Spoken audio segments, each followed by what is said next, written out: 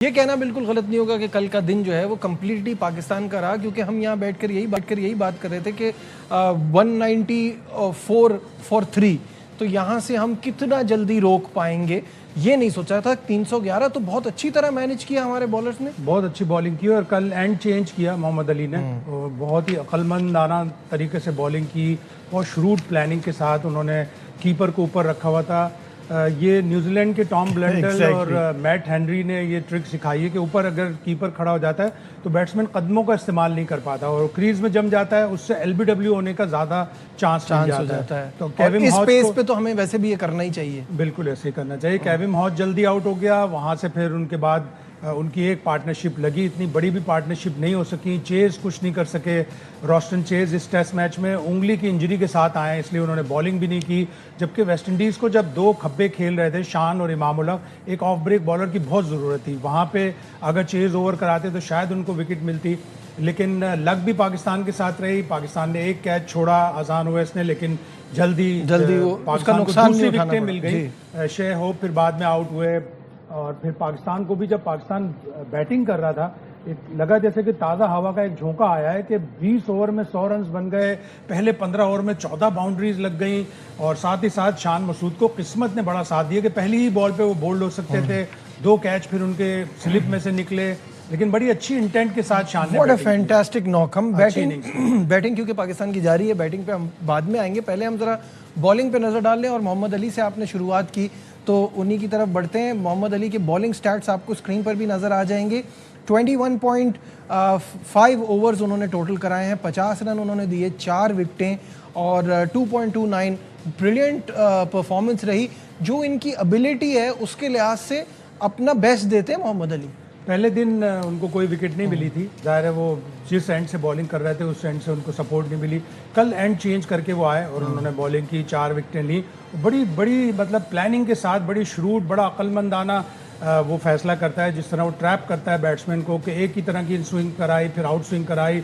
ज़्यादा उनकी out swing ज़्यादा अच्छी है, लेकिन उसके बावजूद उन्होंने 4 विकेटें ली और बहुत ही अच्छी परफॉर्मेंस दी।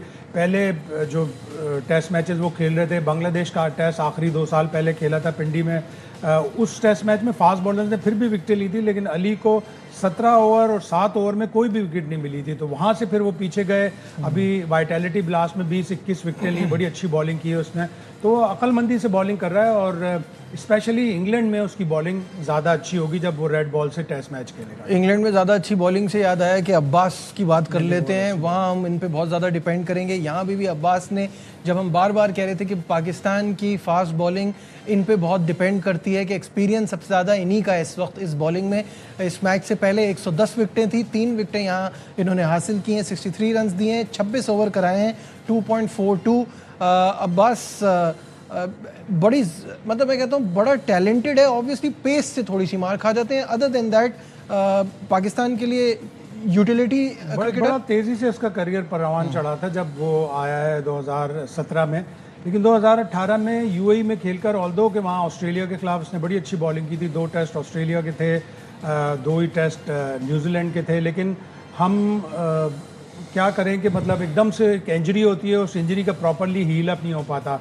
बाउंड्री पे फील्ड करते हुए इसके कंधे पे चोट लगी थी, कंधे पे चोट लगने के बाद से वो जो अनफिट हुआ, फिर उसके बाद उसकी स्पीड में बड़ी वाज़ेह कमी आई थी और 1-2 बड़े अच्छे मजमून आए थे इसके लिए कि उसकी कंधे से पहले की बॉलिंग और कंधे की इंजरी की बॉलिंग के बाद। इसी तरह शाहीन शाह अफरीदी की नी ऑपरेशन से पहले और नी ऑपरेशन के बाद, तो बड़ा फ़र्क आ जाता है। लेकिन अगर प्रॉपरली हील हो, प्रॉपरली डायग्नोज हो जाए, प्रॉपरली उसकी रीहैब हो जाए, तो फिर बॉलर अपनी वापस उस पे आ जाता है। आपके सामने जोफ्रा आर्चर की मिसाल है, बुमराह की मिसाल है, हार्दिक की मिसाल है। ये तो बेहतर हुए शायद साहब इंजरी से। पैट कमिंस तो खैर बिल्कुल ही चेंज। अब मैं यही कह रहा हूँ कि ये तो बेहतर हुए इंजरी के बाद आने के बाद। इसकी स्पीड में कमी आ गई। ये इंग्लैंड में बहुत ही अच्छी बॉलिंग करता है, 800 प्लस फर्स्ट क्लास जिसकी विकेटें हों, रेगुलर चांस उसको मिलना चाहिए था, लेकिन एकदम से पीछे कर दिया। और पीछे करने के बाद फिर अब जब ये वापस आया है, जब से, उसके बाद से देखें आप, उसकी परफॉर्मेंस अच्छी है।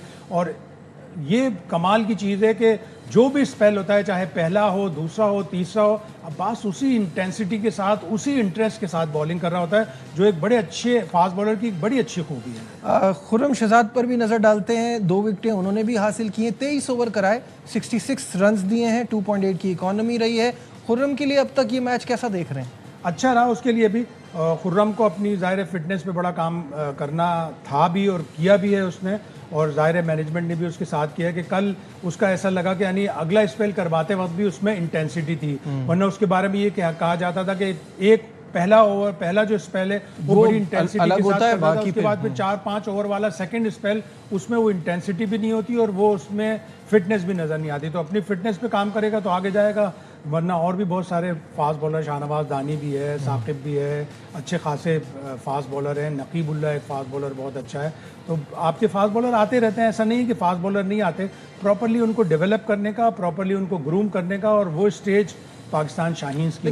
लेकिन शायद भाई जो आप कह रहे हैं, बहुत सारे फास्ट बॉलर, यहाँ मीडियम फास्ट का वर्ड यूज़ करना पड़ेगा, क्योंकि पेस तो हमारे पास नहीं है। पेस लानी चाहिए थी। हमारे पास एक एहसानुल्लाह बॉलर था, एहसानुल्लाह की भी रिहैब प्रॉपरली सही नहीं हो पाई। अब वो बेचारा रोग आ रहा है चारों तरफ। अभी एक वनडे टूर्नामेंट मुल्तान में करा रहे हैं, उसमें 4 या 5 या 6 ऐसी टीमें, 4 टीमें शायद, उन 4 टीमों में भी उसका नाम नहीं है। तो अगर वो वापस आया है, अभी PSL में कराची किंग्स ने उससे लिया था, ग्रेजुअली वो वापस आ रहा है, तो उसको भी थोड़ा सा चांस दें, इसलिए कि उसके बारे में ही था कि उसकी स्पीड बहुत अच्छी थी। अब जब से वो वापस आया है, यकीनन जाहिर है फिटनेस का प्रॉब्लम हुआ, इंजरी हुई, रीहैब प्रॉपरली नहीं हो पाया, तो उसकी भी बॉलिंग स्पीड में तो कमी आई होगी, लेकिन रेगुलर क्रिकेट खेलेगा, उसकी हाइट अच्छी है, उसकी बिल्ट अच्छी है, वो भी पाकिस्तान हमारे बॉलर्स का ये भी तो मसला रहा है कि अब हम एक बात कर रहे हैं कि हम रेड बॉल के क्रिकेटर्स को अलग करेंगे, तो उससे शायद कुछ फ़ायदा हो, क्योंकि हमारे यहाँ सारे आते हैं रेड बॉल से, और फिर वो कोशिश होती है उनकी कि वो वाइट बॉल में चले जाएं। इस टेस्ट मैच में थोड़ा सा नज़र आया कि हमने अपना रेड बॉल का अटैक अलग किया है, लेकिन अभी ये वेस्ट इंडीज़ की टीम है, ज़ाहिर है आपसे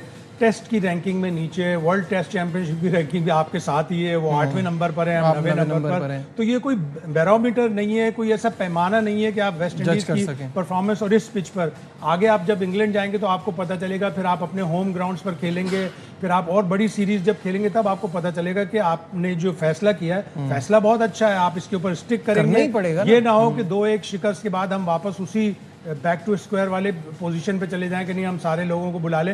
लेकिन अभी भी बहुत से लोगों का ये ख्याल है कि आपको इंग्लैंड में शाहीन शाह अफरीदी या नसीम शाह में से किसी एक बॉलर को लाना होगा।